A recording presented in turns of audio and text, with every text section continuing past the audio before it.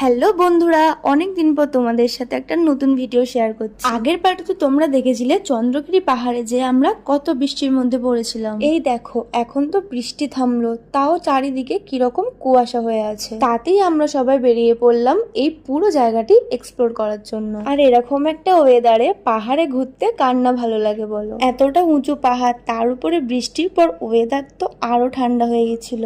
ওই দূর দূরান্তে যেদিকেই তাকাচ্ছি কুয়াশায় সবকিছু সাদা হয়ে গেছিল। এর মধ্যে একটা ভালো জিনিস দেখতে পেলাম, একটু নিচে বাচ্চাদের ছোট্ট একটি পার্ক। ঘুরতে ঘুরতে দেখো একদম টপে আমরা মন্দিরের কাছেই চলে এলাম। চলো এবার একটা জিনিস দেখাই। পাহাড়ের এই টপ থেকে মাউন্ট এভারেস্টের চূড়াটি স্পষ্টভাবে দেখতে পাওয়া যায়, কিন্তু এত কুয়াশার কারণে ভালোভাবে ক্যাপচারই করতে পারছিলাম না। অবশেষে মহাদেব বালেশ্বর শিবের দর্শন পেলাম।